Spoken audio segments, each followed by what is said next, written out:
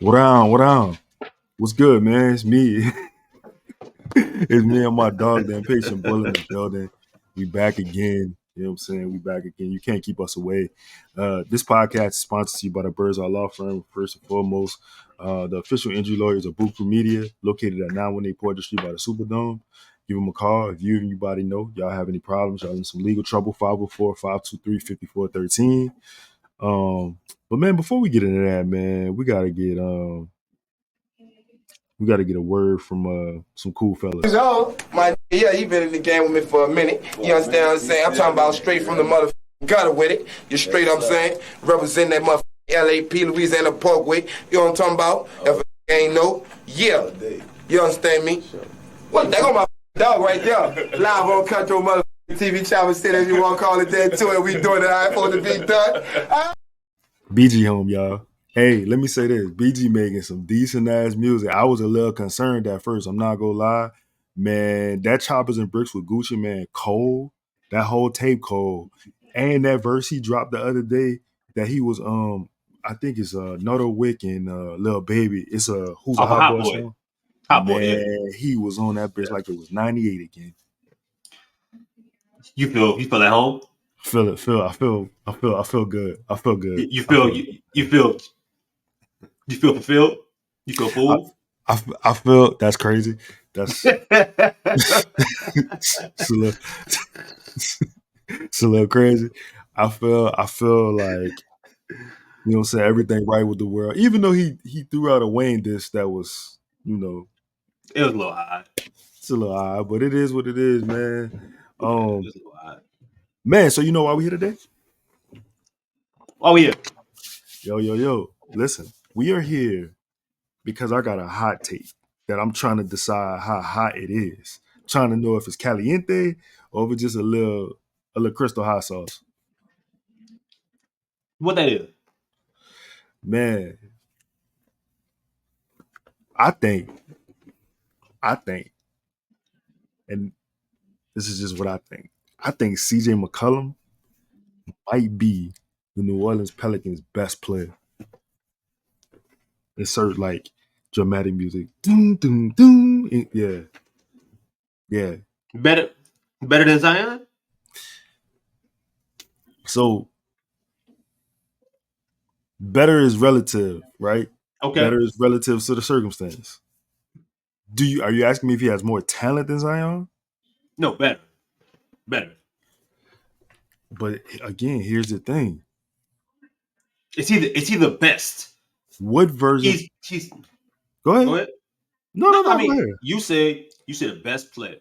Yeah. Right now, today, he's the best. Is he playing the best basketball? Are you saying he's playing the best basketball? I do. I'm saying that. So he's playing better basketball than Zion.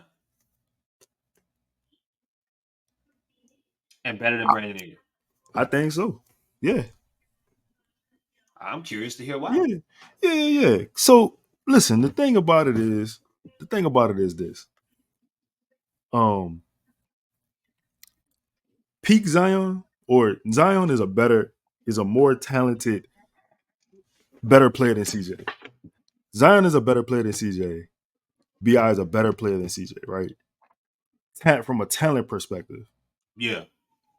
The thing about when I say he's the best player on the team, like I'm pretty much taking everything in a vacuum. You're looking at a guy who has scored 20 plus points for 10 straight years.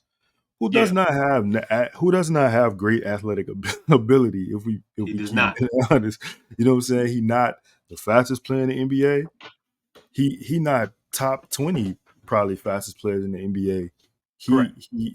He does the things though that a guy who's unsatisfied with being average would do.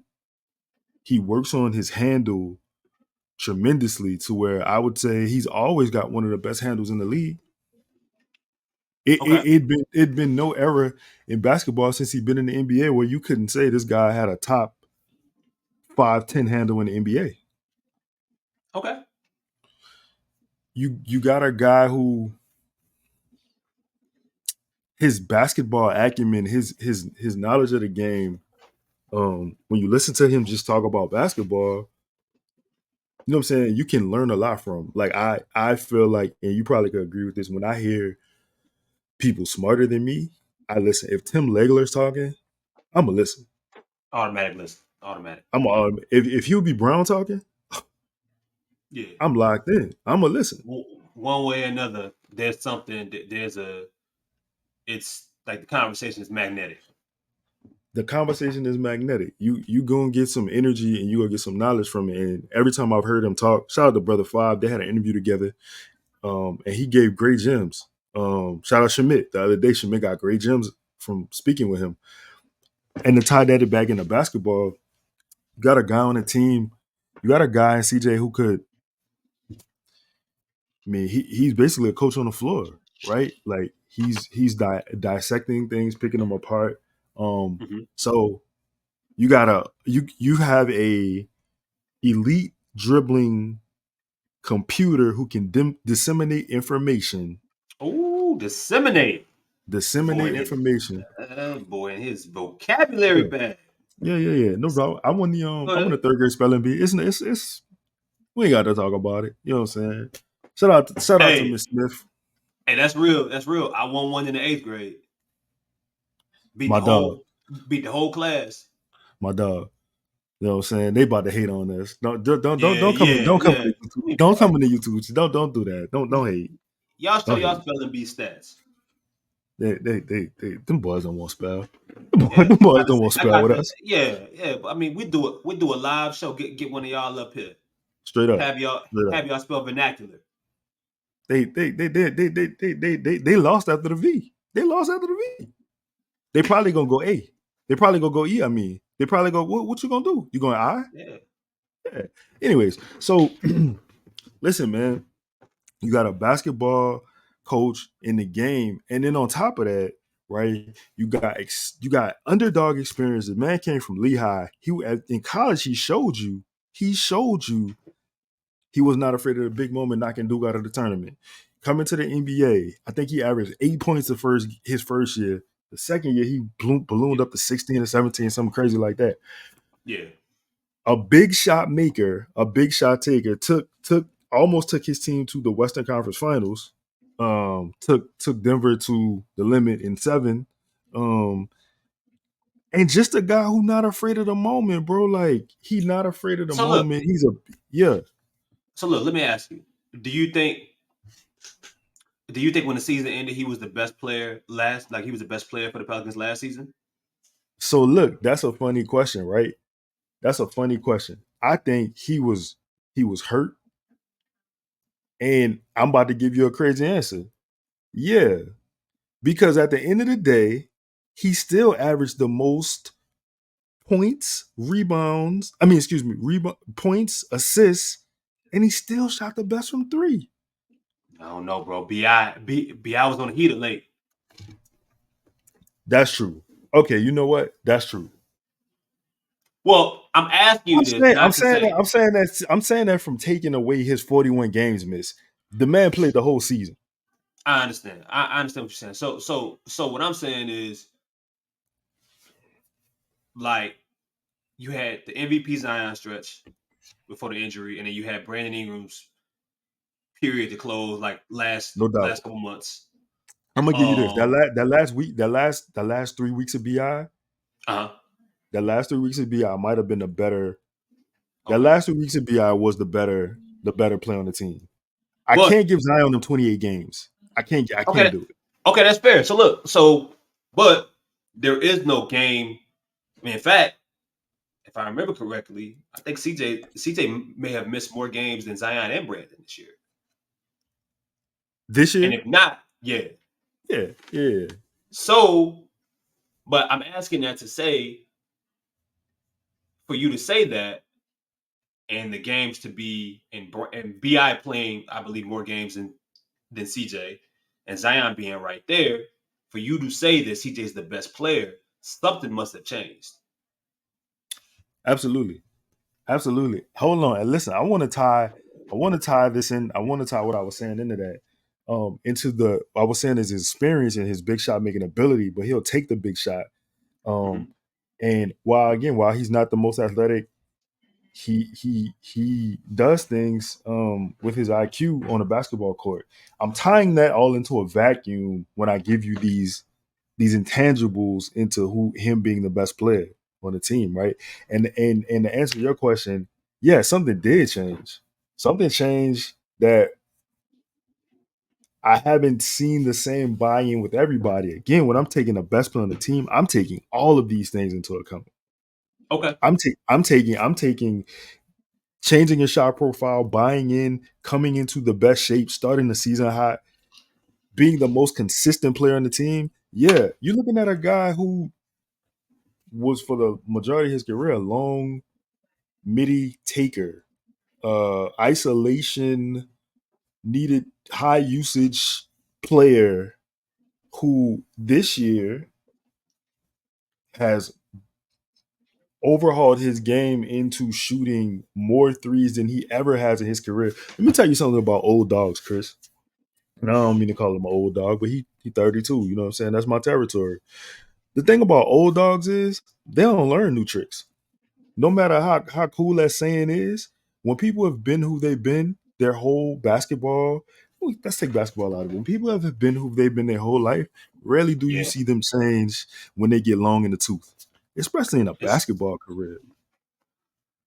Yeah, I mean, because you got to think about it. At least for CJ, as he would tell you, his way of playing has made him a lot of money. Get paid like an all star. Yeah, reliant on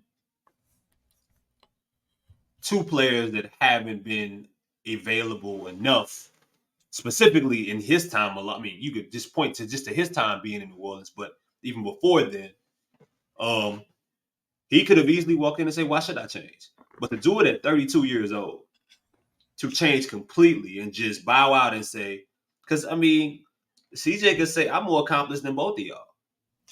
Like yeah, He wouldn't be Zion, you lying. may He wouldn't be lying though.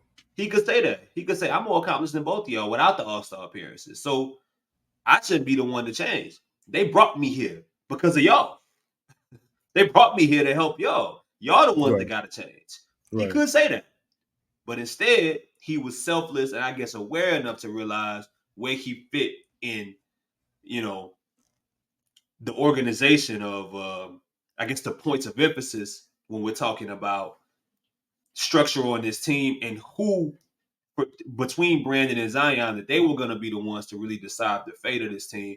And I mean, I know people can say that's what he's supposed to do, but I'm sure Nah. we could point to examples where specifically professional athletes just don't do it that way, or they may say that they looking to take a new role or change, but it's not fitting who they are. So um I think for CJ to go into an off season with that mindset after dealing what he dealt with, which I'm sure had a bunch of frustration dealing with some of the things that he dealt with in that locker room with the team, the 10-game losing streak, the Zion's up and down situations, the situation with Brandon, take a lot for him to attack his off season in that way, catered to them. Yeah. My I bad. I think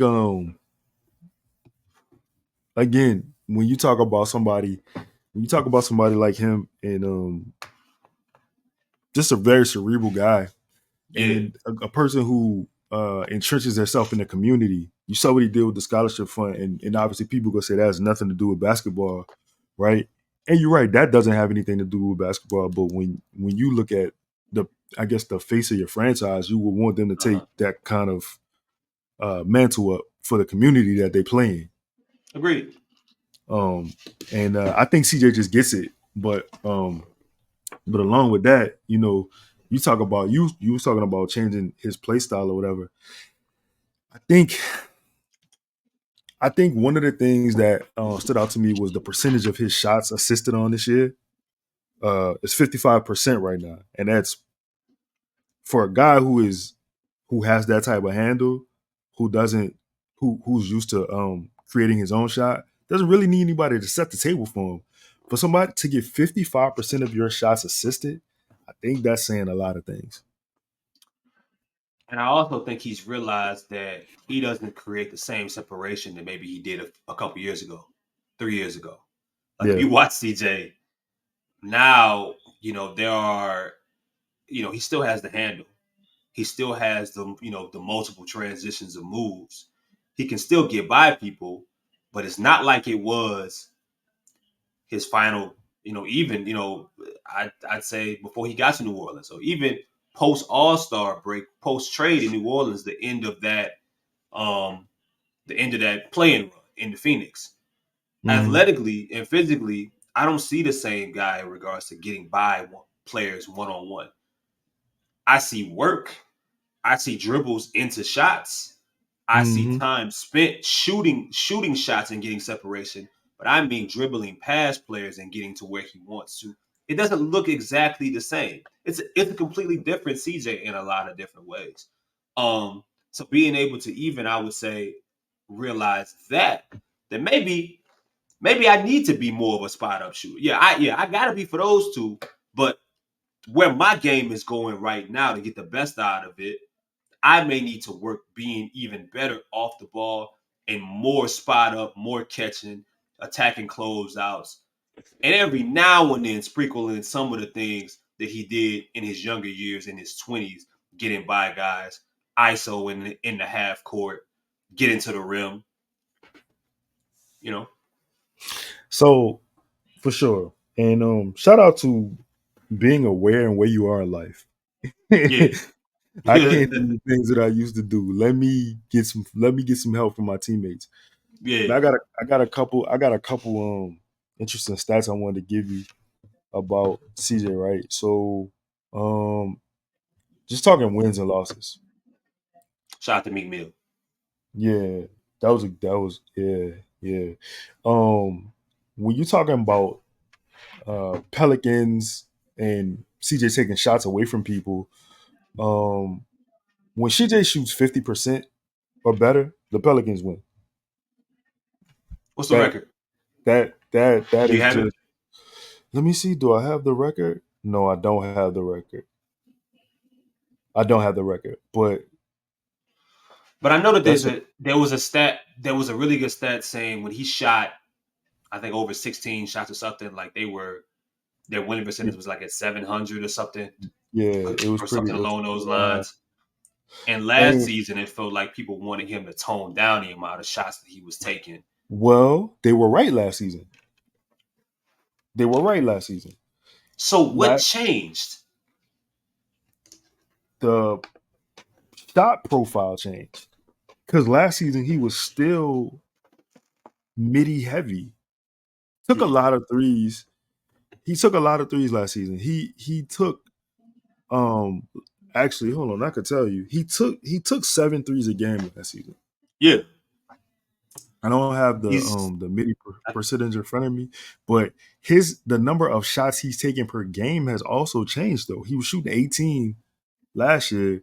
He's at 15 right now. hmm. Because let me tell you what changed. He really understood the value of a three. Obviously, twos and threes aren't the same and they're weighted differently. But CJ is, what he's also mastered the art of? The momentum three. The momentum shot. I think he has. You know how LeBron has shots that he'll take just because he feels the momentum swinging, and he's taking a shot even if it's a bad shot to swing the momentum back. CJ's been he's not only taking those shots, but he's been very effective. Now, look, there's been, a few games, and people will point out against some of the best teams, when you point out the Clippers game, the Phoenix game, for example, not the playing, but the in-season tournament game against the Lakers, top of my head, those were all games where CJ didn't play relatively well. Um, Yeah. so he has to show up in those games without a doubt, especially when we're talking about best overall player. But what do you Yo, think? Yeah, go ahead. no. Answer your question. I mean, ask your question. Uh, how much do you think when we're talking about a best player, best overall player? How much do you think sacrifice goes into that equation? Man, it's 1,000%. It's 1,000% sacrifice. Like Okay. Mike didn't start winning until he started sacrificing. Yeah. Mike realized I could score 40 and not ever win shit. And Smart. listen, point moment of transparency. CJ McCollum is not the best player in the Pelicans, right? Like he's not the best player in the Pelicans.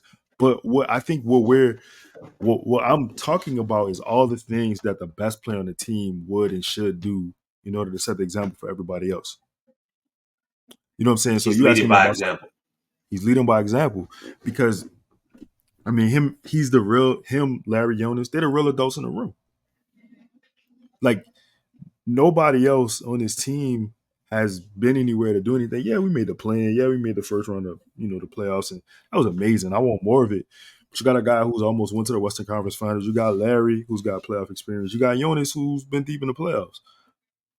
You got to show the young guys, and I'm not knocking the young guys, but young guys is young guys. They just don't know what older guys know. Chris, you could run into a dude right now at 21, that's 21 years old, and he could tell you he got life figured out. And you could look him dead in the eye and be like, you don't know shit.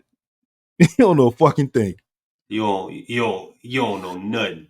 You don't You got, know I nothing. mean, You and still at got hope, 25, yeah, at 25, you ain't gonna know nothing. And bro. at 30, you gonna think you got it figured out, but you don't. You You don't. don't, cause the thing is you ain't never been here before. You ain't never been to this Yeah, point.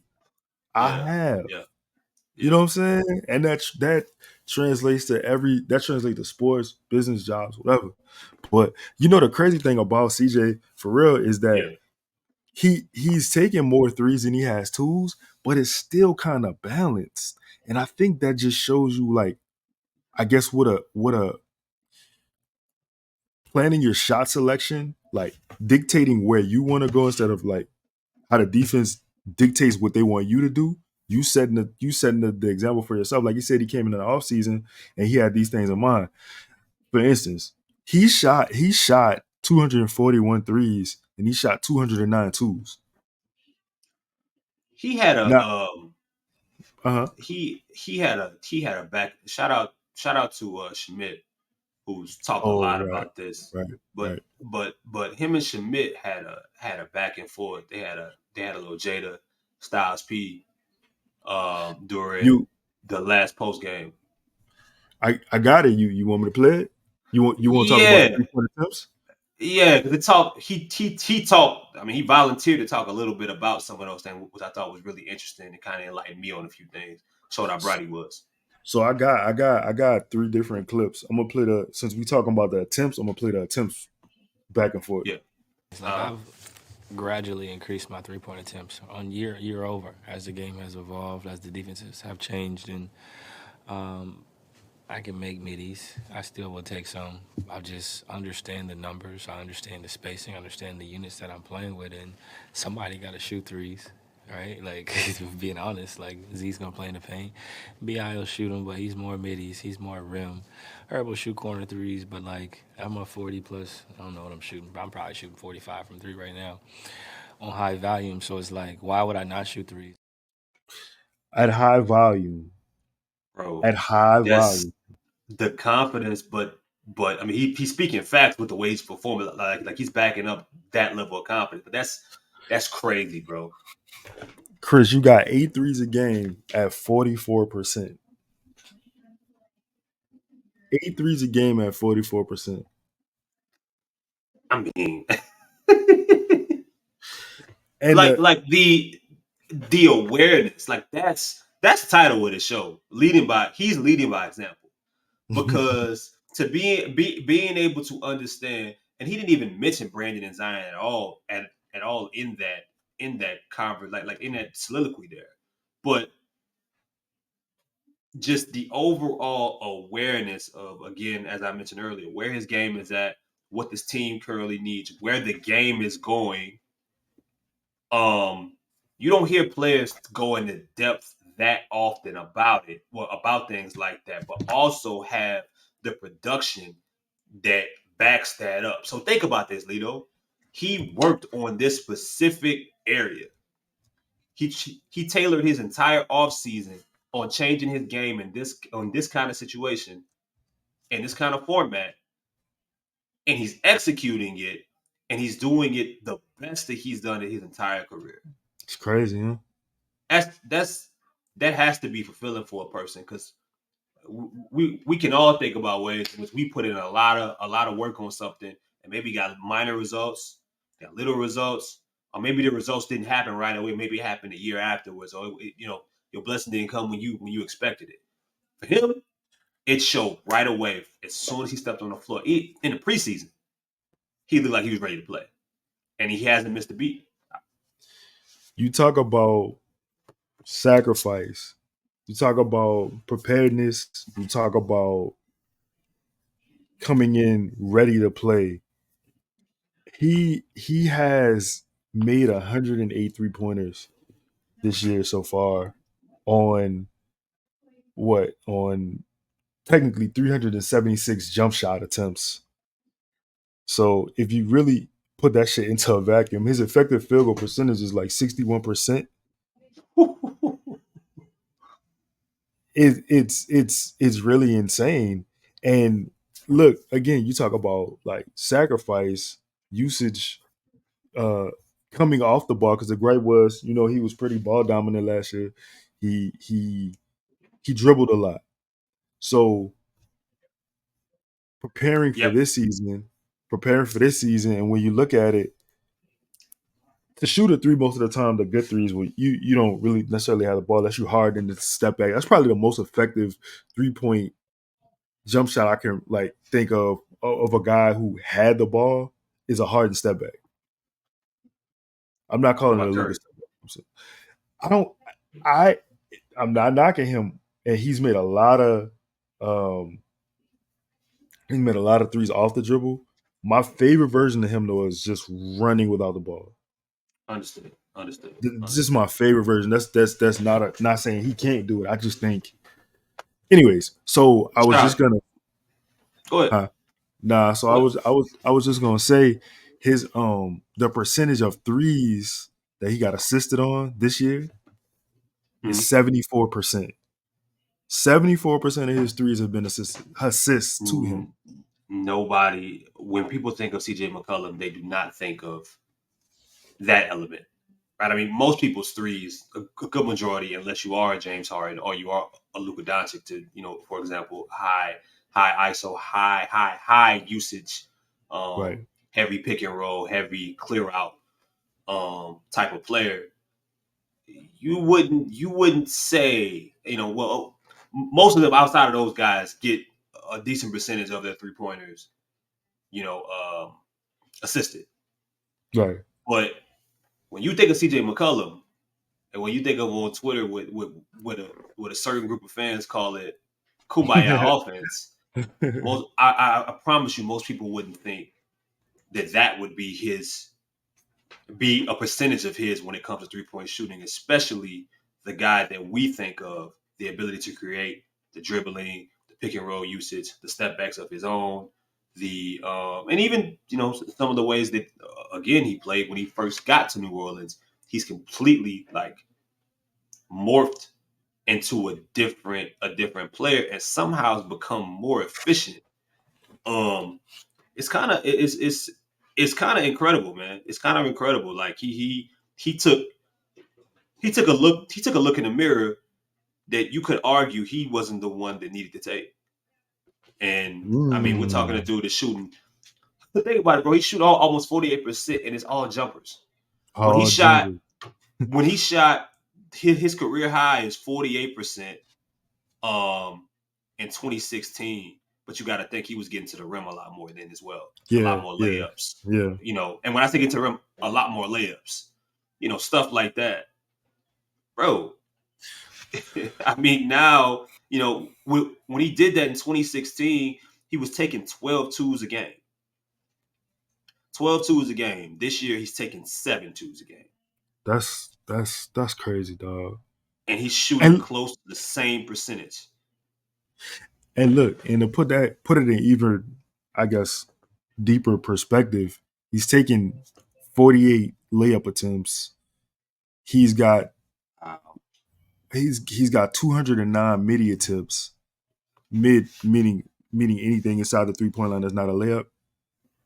And he's got 241 3-point attempts. You know, Lito, this reminds me of like I think we've all played with a dude at the gym, an old dude that can't get to the rim anymore.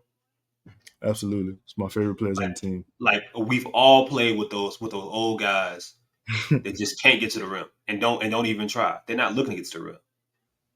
All jumpers, all footwork, same spots, similar spots. Like they know where their game and where age and time has brought them. Yep. And I mean, and for a lot of reasons, CJ is living and proving that example. I ain't got to get to the rim. I was already arguably, you know, the stats say I've been the best mid range shooter in basketball. Shout out to Bi in the year he's having and Kevin Durant, but Yeah. in numbers to back up how efficient CJ was as a mid range shooter. He was one of the best, if not the best, for a decent period over the past 5 or 6 years. For someone to change that, what do you think? Like we talk so often about Brandon and the change that most would like him to make in his shot diet and his shot profile. What do you think is the difference in the way that CJ's looking at things and the way that Brandon is looking at things? Because CJ was just as close or he was in the same ballpark as efficiency when it came to shooting mid-range jumpers. He just decided to say these are worth more and this is what's needed. Um, I want to say first, this show is not a diss to Brandon or Zion. I'm not even like talking about them in a bad light. I'm just talking. I was talking in value vacuum. How I guess the show could be called CJ McCollum is the Pelicans' most important player. I ain't mad at that. Is what I'm getting at. You I asked ain't me mad. about the difference between CJ and Brandon, and I think it's kind of hard to articulate. I think CJ realized that it's hard. See, the difficult part of what I'm about to say is he he was the most available guy last year, Yeah. so he took a lot of the burden. He had to take more shots because who wasn't there. Mm-hmm. Okay, but at the same time, I think I think last year he realized he realized one thing. Mm-hmm. I might be in the way. Mm. And Interesting. and and when I say that, I mean you've got your two best players in Brandon Ingram and Zion Williamson, who are 1 and 2 level scorers. That's a good way of putting it. Uh, Zion operates generally in the painted area. He let's say free throw line down, Yeah. unless they put him on the 3-point line. Just stand there. No mind. So, so you got Zion who operates over there.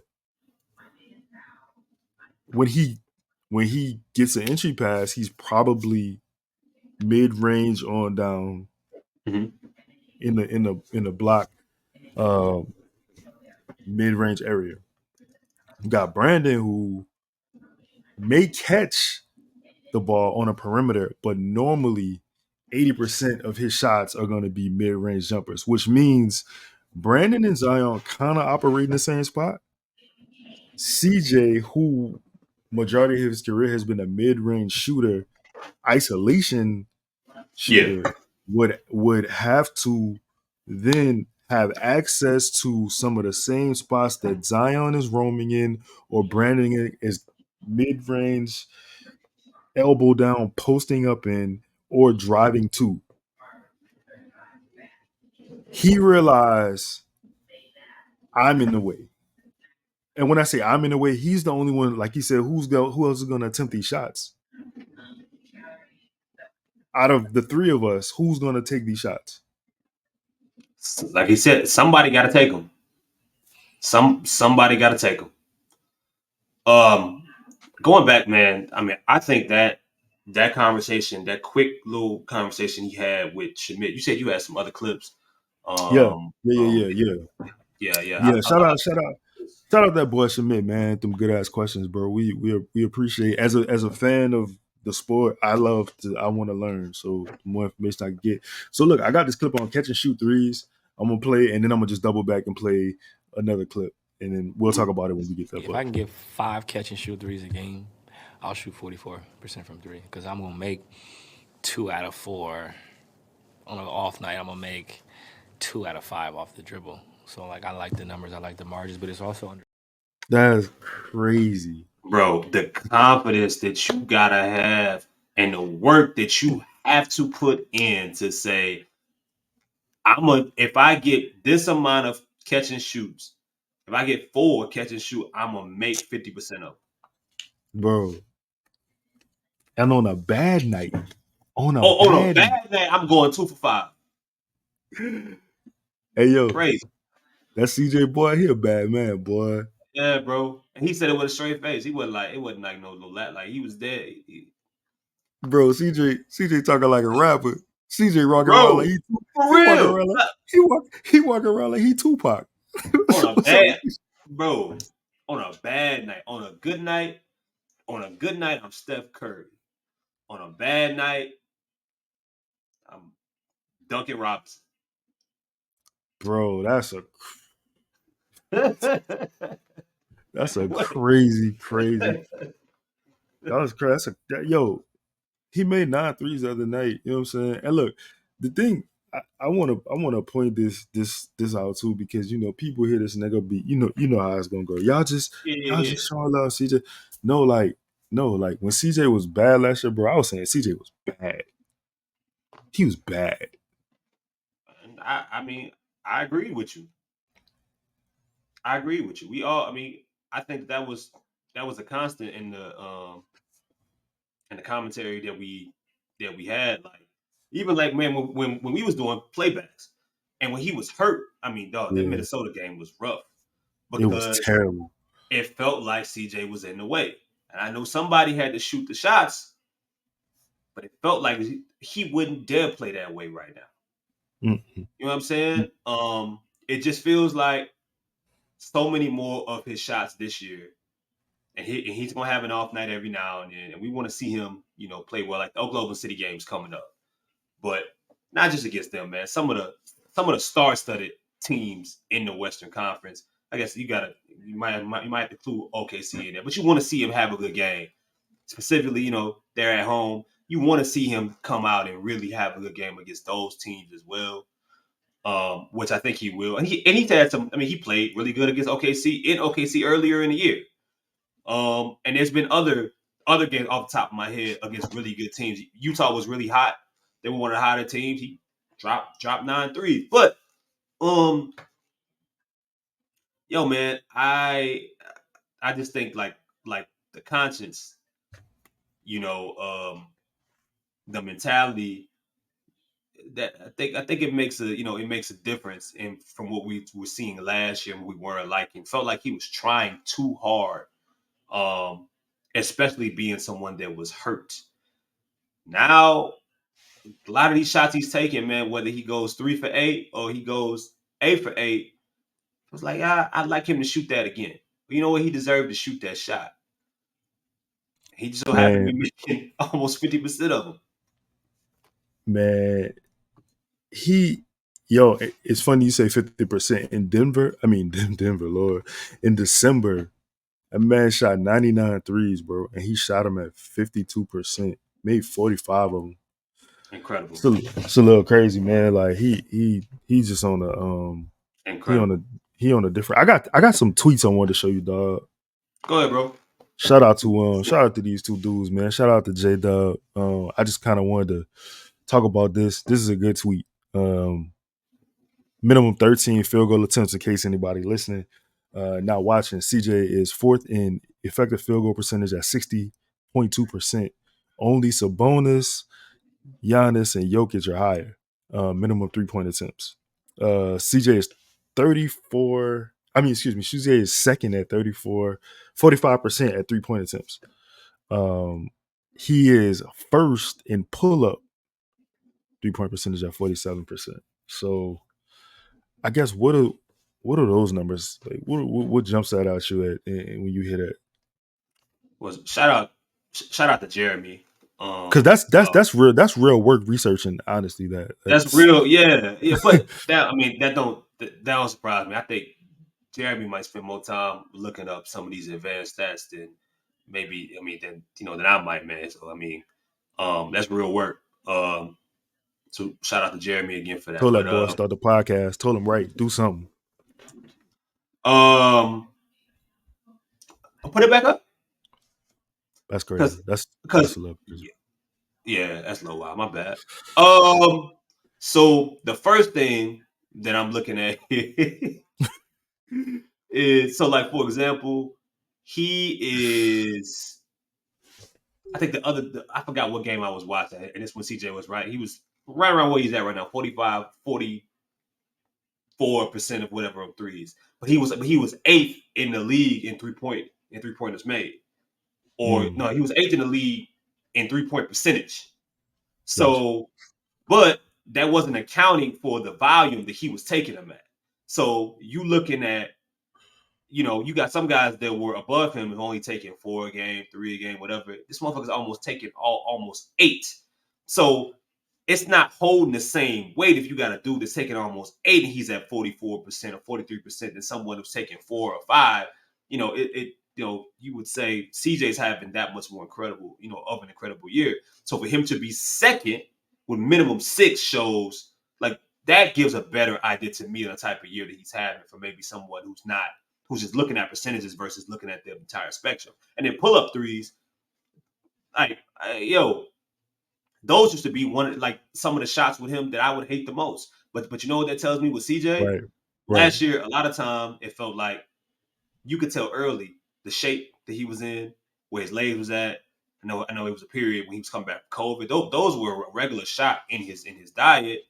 But now, like, he's in much better shape than I think he was at, especially early on in last season. That's just work, bro. That's practice. Like he realized the way he was gonna get his shots, steal his shot attempts. If he committed, Lito, to taking less shots, he had to be thinking, well, can I get a few others? And if I'm gonna Say get them, and they're gonna be tough shots, and they're gonna yeah. be maybe out of rhythm shots or bad shots that you would, say traditionally, how can I make sure I'm effective at shooting them? I'm telling you, dog. The dude, when you hear him talk about margins in shot selection, Yeah. that lets me know. I'm telling you, he looked at the season last year, even with who was out the lineup, who was in the lineup. I think he made himself.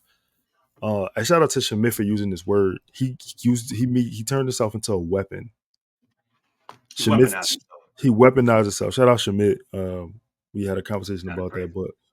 but he weaponized himself, bro. He literally was like, it don't matter who on the floor. I can provide instant value and volume in a way where most of the other players in this lineup cannot. Wagner's meat. Can't beat it.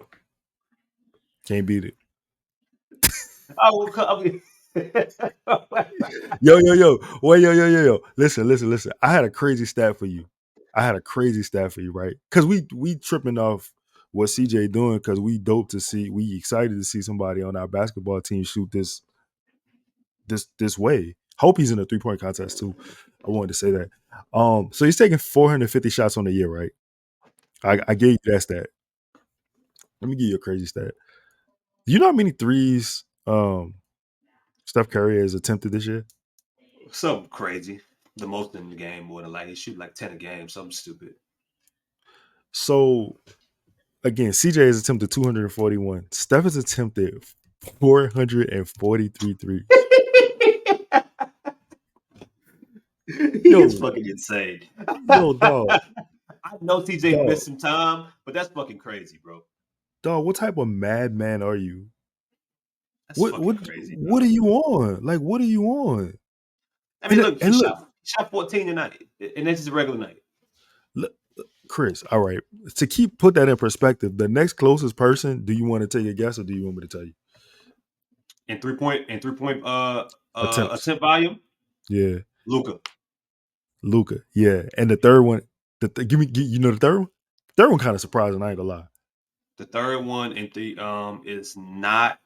It's not. Hold on. Let me guess this because it's not. It's not Trey Young. Is it? Is it De'Aaron Fox? Nope. It's not De'Aaron Fox. Nope. Hold on. Let me guess this. But who you said initially was I would have been who I would have taken next. I know De'Aaron raised up his amount of three. It's not Dame. It's crazy. Oh, no. Let me guess how I figure this one out, bro. It's not SGA. It's not Ant. No. It's not KD this year. Nope. It's gonna be somebody like Fred VanVleet or somebody, bro. Dog, I'm telling you, it's crazy. This is why basketball is a crazy sport. It's not Jaren Jackson. Nah. Is it Malik Beasley? No. Right. He's just up there in percentage, but not attempts. Bro, what the fuck? LaMelo will be up there if he stay healthy. So but it's not LaMelo. He probably be first. Bro, because that motherfucker is crazy. He's insane. It's not Halliburton. It's not. It's not. Is it Jalen Brunson? No. It's not LeBron James. Who the fuck is it? You want me to tell you, dog? Yeah. Say, dog, don't feel bad. You'd have never guessed this. Who is it? Paul George. Paul George third in the NBA in 3-point attempts? Yes, dog. But that's somebody else that changed his game. Yep. But if you look at that team, all of them have. Yeah. All of them have. I was thinking, I'm like, yeah, go ahead. No, I was about to say Kawhi's even driving the basketball more. His drives per game have gone up. What you was about to say though? Well, no, I mean that just they realized who needed to do what. Like what? Maybe I'm assuming Kawhi. They might have felt all right. Well, a Kawhi drive to a Paul George 3 is probably better. It's probably better serves the team than or is more dangerous, more deadly than a Paul George drive to a Kawhi 3. I could see that. I mean, shit, we saw that watching them play when they came to New Orleans.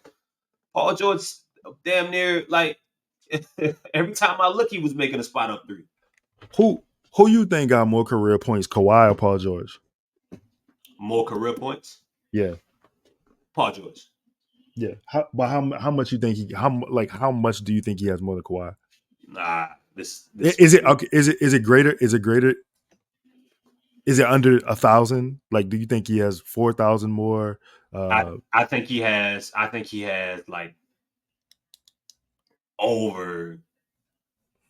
I wouldn't be surprised if he got more, like 5K over. That's a good guess. He right at 4. He 4.5. Yeah. 4.5. But I was saying that I was saying that because when you think of Paul and Kawhi, you think Kawhi is the more accomplished player, and he kind of is from a winner's perspective. But like, the kids want to be Paul George. It's crazy. He the new T-Mac. That's who he is. Yeah, they want to be. Bro, I had a fucking comparison to him, bro, and I don't remember who it was. There was somebody that reminded me of Paul George that like the youngins like pattern their game after, but I can't think of who the fuck it was, man. It was cold, like bro. He is cold, man. That's gonna fuck with me for a little bit, bro. That's gonna fuck with me for a little bit. He ain't got no. The thing about Paul don't have no offensive weakness. There's nothing you can take away from him. He got so many dribble counters, and he got a midi. He got all 3 levels. Like, he takes advantage of whatever whatever the defense is. You can't really give him anything because he's willing to accept whatever the shot is. I know what I'm about to ask you. Who's the Paul George of rap? Oh, that's a knife right there. Yeah. Who's that rapper that everybody that like is that surprises you when you hear like youngins say like they pattern their influence after him? So it's kind of a surprise. Kinda. Until you start to think about it and break it down. But who is that rapper? I had it the other day and I don't remember who it was That's anymore. that's tough. That's tough. Who's the rapper that people I don't? know who it was. I know who it was. I was listening to Kodak the other day and I was like, was that it? I feel like that might have been it. I was like, Kodak is the Paul George a rap. Wow. I'm gonna be honest with you. I To got pride. to the generation before us. I know what you So mean. like, This I young mean, these after us. Yeah. yeah yeah I know what you mean. Like, Like these kids like is what because music changed too. but So basketball changed. and Paul changing with it. Damn, that's crazy. You know what I'm saying? Basketball. Like, think about all the other basketball players you would think of, and then Brandon Miller say, "Man, like Paul George, my goat." You like, huh? What? And all the old heads like, well, there's no way he could be the goat. He hasn't done this, Yeah that, and that. Like, well, no, like yeah. but he's my goat. He's who. You know what I kind of like though? I like that the youngins don't. I like that the youngins don't really get in the ring culture. I like that ring culture don't really affect the youngins like that. I like that somebody basing their goat off is who they see the skill, the Gen time they Z put just into the like game. exactly Yeah, Gen Z and beyond, bro. They just like literally like game recognized game. They just like I like his skill set. Because when you heard Brandon Miller break it down, it's like not like what you probably don't mean to say he's the GOAT, but when he started saying if you say he my GOAT, okay, that's my like you saying Jadakiss my favorite rapper. right. But if you say Jadakiss the greatest rapper of all time, like That's where you lie. You yeah, lie what? right there. You know what I'm saying? No, and look, that's not a kiss this. But I'm saying you lie. Like Yeah, you can say you saying Paul George is your goat. That's unchallengeable. I can't challenge that. exactly. And then when he That's a broke it down, he's personal. like, all right, he's 6'8", he two whatever, wingspan, athletic, can dunk, defend, shoot, create, dribble, pass. I'm like, you on to something. Damn, that's crazy. We done went down a Paul George rabbit hole. Like this is some real basketball hoop nerd shit. I love this shit. This the Yeah, shit I. man. It's bigger than the Yeah, game right here, man. It's bigger than the yeah. game. No flocking. And then you got pre-injury Paul and you got post-injury Paul. Man, I had two different careers. And he been in the league for a long time. That's why I'm saying, if you really think about it, it's Kodak. A lot of these young dudes, when they be talking about who influenced them to come up, they stay Kodak. Ralph and I was talking the other day, like RJ Kodak Barrett. can go. Yeah, Yeah. RJ Barrett was saying, yeah, Kodak can go territory. You think about it, motherfucker been rapping for about 10 plus years. Who am I to tell me wrong? that's tough. That's tough for me. I ain't gonna lie, cause I only know probably 5 Kodak songs. And that's why you old man Ebro. Absolutely. Nah, he a hater. I don't hate it. See, I don't hate it. But See, you look see, like Ebro. that's fair. No, that's fair. Hey, let me ask you a question. Uh, If they play 1-on-1 to 12, who win in a 1-on-1? Brandon or Zion? ooh. Damn. I I feel like Zion got him. But You I feel like mean, Zion but got it? nah, but look though, cause see, here's I the thing. know. I Like know what you about to like say. like Zion to get into one of the modes where he get pissed off because he missed something that he should have made, or he thinking about he lost the ball, or Brandon fouled him, and then Bi that went up a couple points. And he ain't gonna say nothing. Zion gonna be. I feel like Zion should win. I'm a I'm gonna say Zion got him. Yeah, They going up 12. they going 12. Make it take it. They can take it.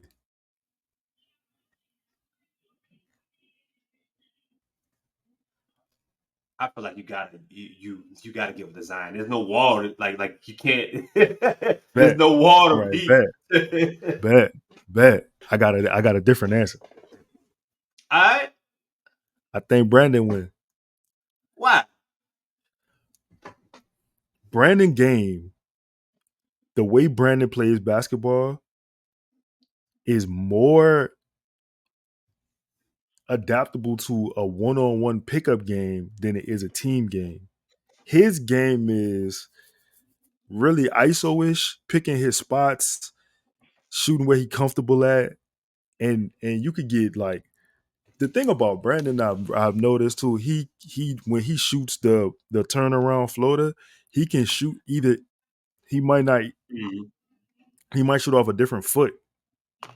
Like he can shoot it jumping off the left, or he can shoot it. Sometimes people when they 2 foot jumpers, you just jump the Yeah. same way. But I've seen where he does little shit like that, and I think one on one when he get Zion in like a triple threat, he got so many moves that he could go. Zion gonna be up. He gonna be up in the air a few times. But Zion, now look, Zion gonna be in the stance. Pause. He gonna But be looking. and He gonna be listen, looking to defend. Yeah. check me out though. I think in a Yeah. one on one game, I think Bi would too because he would understand. We talking about the Zion loose ball turnover shit. Zion Yes. rebounding is a loose ball turnover. Yeah. In a one on one game, that's Bi too because he understands the value. He would understand the value of rebounding or playing defense. I'm sorry, he would understand the value of playing defense because right, the value is the ball, and technically we playing ones and twos, which is twos and threes. So that ain't gonna affect Bi anyway because he gonna take the slow grind to the points. That's a little crazy. Yeah. Yeah. That's a little crazy. So I'm saying I think Zion plays a team. Zion has more of a team game. He's relying on. You see, his passes getting people shooting 40% this year. yeah. I think Brandon is more adept at playing one on one. I think he would shine in that type of. So whoever wins that one-on-one game is the best player on the Pelicans. Yep. Best of five. Best of five. Yep. And CJ just sitting out there, just shooting threes just randomly. Yeah. So here's the thing though. If you ask me who will win between CJ and Brandon or Zion one on one, Hmm. CJ gonna beat Zion. he gonna beat everybody. I don't think he beats Brandon. He gonna beat Brandon. Yeah, I think he. I see. That's the one. That's the one. I think Brandon gets, but I think CJ beats Zion. You ever seen CJ play KD one on one in that in the league in New York? I can't think. What's your No, boy name, man? Your boy who was the intern for my the boy. Knicks. I don't know if y'all probably y'all might be wrong. Come It's on, man.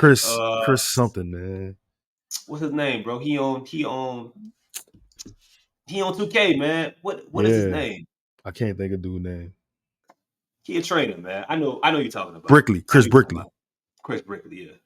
So Chris Brickley told the story of how KD was looking for somebody to play who wanted his same level of professionalism, like willing to work Yeah. hard, whatever, whatever. Brickley said that the only person that he was ever gonna call was CJ. So they ended up playing one on one. Him and KD, they played 2 games of one on one, and they split. Oh wow. That's not surprising.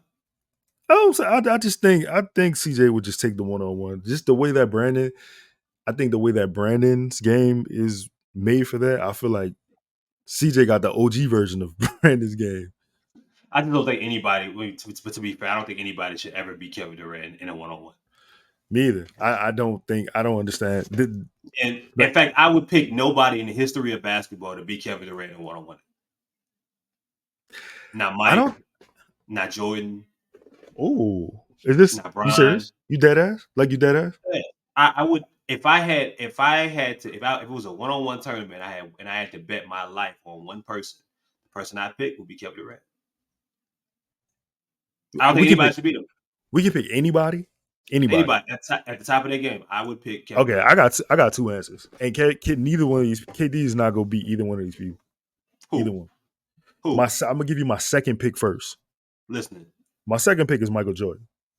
I KD not think beating. KD not beating. He nah. KD Fuck beat no. Mike. That maniac? Are you serious? You He's fucking crazy. crazy? He's absolutely crazy. But he ain't going against Corey Benjamin. He going against KD.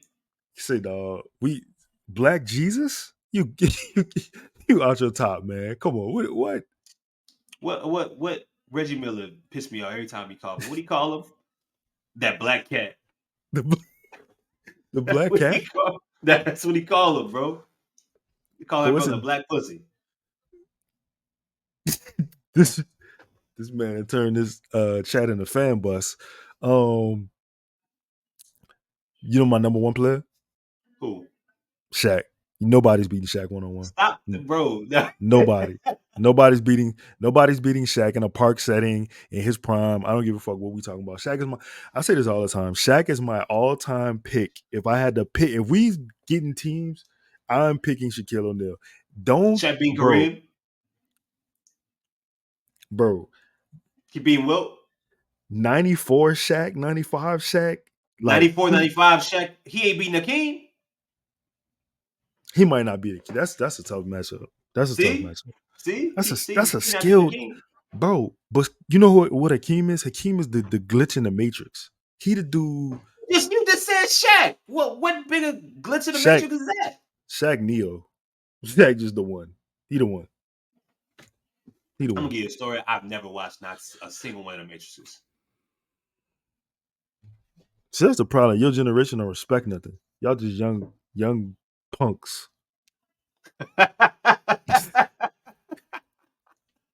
Are you upset with me because you were alive to witness both of the longest yards? That's crazy. That's crazy. Yeah. You And the watch second one's you good, watch man. you watch young Burt Reynolds and old Burt Reynolds. It's fucked up. Rest in Crazy. peace, Bird, man. Rest in peace, my dog Burt convertible died? Bird. I think maybe I killed him. Hold on. I hope I ain't killed Bert. Hold up, dog. Did I kill Bert? I ain't know Burt Reynolds Yeah, died. man. Bert died in 2018, man. Oh, okay. That's too long ago. Come on, man. See, this why you think Martin's still on TV. This why you think like when you see these new episodes of Martin on VH1, you be like, damn, they just put the new hot shit out. And No. I'm sick of you. What you got? What you got against Martin, bro? What you got against being from the fifth floor? Martin a great show. Martin is probably Okay. Martin funny in the Fresh Prince. So yeah. Yeah, bro. Like it just, you know what I'm saying? I laugh Look, at I laugh at Rottweilers to this day. dog, I keep that clip in my phone. Damn, I wish I could upload it right now so people know what we're talking about. But Yeah. one more question. You said oh, hold on. Shout out that boy Tyler too. He had some fly shit. That boy Turd. Amongst Excuse players me? taking I was Excuse just me? reading the screen. I was reading the screen name. I was just reading the screen name. You don't want me to, you want to read the screen name? People are listening to the podcast. I'm just trying to listen. I'm trying to let them know what's on the screen. So again, that boy Turd, he said he tweeted amongst players taking 6 or more 3-pointers per game. CJ is second in 3-point percentage, third in 3-pointers made. Yeah, this is the exact type player you want next to Brandon and Z. And that's what I was just saying about him being in the way. I'm telling you, Yeah. he analyzed it. He did the work. He researched it. He said, I gotta fit here for us to go here. Yeah, man. But in doing that too, like you make way for Trey to play, you make way for Hawk to play. Because now you're not so ISO heavy. Now you're not so midi heavy. You unlocking your game has then given space to other guys to allow their gravity to affect the game. Versus you trying or making it, there's some people that will be trying to keep up with Brandon and Zion. Or them trying to still show where they will place in the league or trying to put some extra garnish on their legacy. Maybe still trying to show that he was more than just a sidekick with Dame. He could have. Man, you ever read the story about the boy who flew too close to the sun? I don't need to. Bet. So Icarus is the boy who flew too close to the sun, right? But what I'm trying to say is Zion is the sun. But just because Zion is the sun, that don't mean that BI not a planet. And that don't mean that CJ not a planet either. They could all be planets. They just can't touch the sun. So what CJ said is, I'm going to put depth in my shooting profile to get away from that. I'm not drawing double teams to that. His activity is not going to affect me either. So who's the moon? Jonas.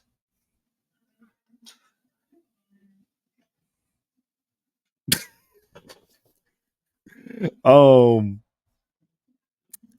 was about to play a video, but first I realized I got to do this. Looking for a super offer for Super Bowl 58? DraftKings Sportsbook has you covered. New customers can bet on the big game and turn $5 into $200 instantly in bonus bets. Download the DraftKings Sportsbook app now and use code BOOT. New customers can bet $5 to get $200 instantly in bonus bets. Only on DraftKings Sportsbook, an official sports betting partner of Super Bowl 58 with code BOOT. The crown is yours. Gambling problem? Call 1-800-GAMBLER. Must be 21 or older in most eligible states, but age varies by jurisdiction. See DraftKings.com/sportsbook for details and state-specific responsible gambling resources. Eligibility and deposit restrictions apply. Bonus bets expire 168 hours after issuance. Terms at sportsbook.draftkings.com/basketball terms. Man, I should have did that about 40 minutes ago. Podcast actually could have been over about 40 minutes ago too. Really, Nothing really good came from this. I'm gonna end the show right here. I might make a graphic and just ask y'all who will win in a 1-on-1 between Brandon and Zion going to 12. Thanks to answer your question. No disrespect to either party you support. I'm not trying to start any civil wars. I'm just asking a question. I thought it was interesting. Chris, what's your favorite Drake song?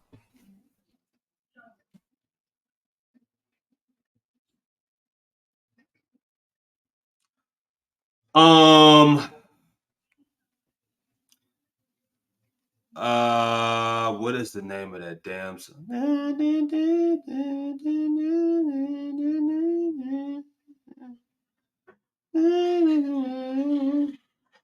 I don't know. It was on the Inner More Light. What the fuck's the name of that song? Do Not Disturb. No doubt. See, you did that mean that like you don't know what song I'm talking about right now. I wish you just would have said, I don't remember it or I haven't heard it. You can't, I don't know. You can't bullshit bullshit. I don't know the name of songs. I swear to God, like I don't. So why'd you ask me? Because I thought you was gonna say the name of a song I knew. Yeah, I mean, I 9 times out of 10, my favorite songs will never be like songs that are like mainstream. No, I don't. I don't like mainstream music. All right, what's your favorite game song?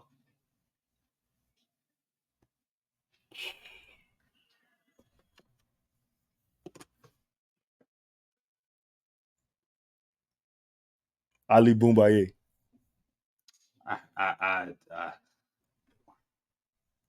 What do you say? I took what that was took my that case was to try. I had a dream team. Yeah. I was listening to that in the grocery store today. You know what mine is? What that is? Don't Need Your Love.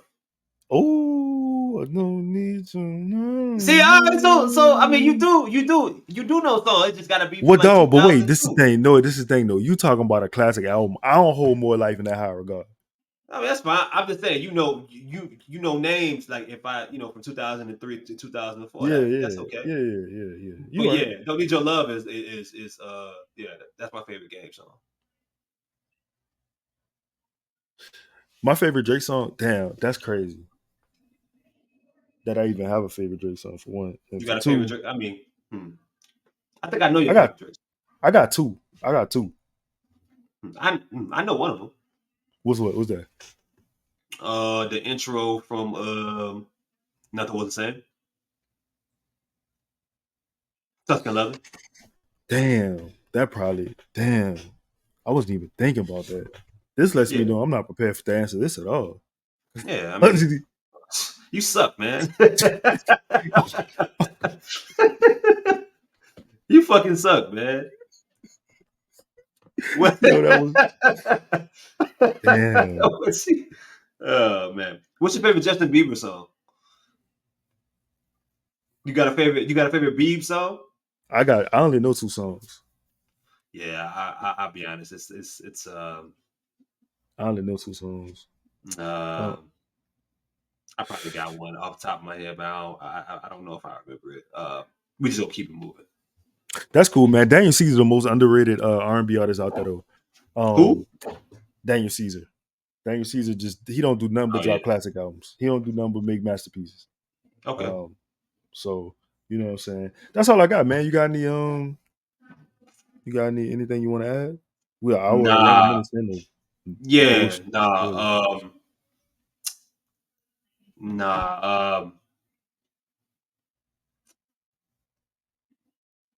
Yo Gotti is criminally underrated.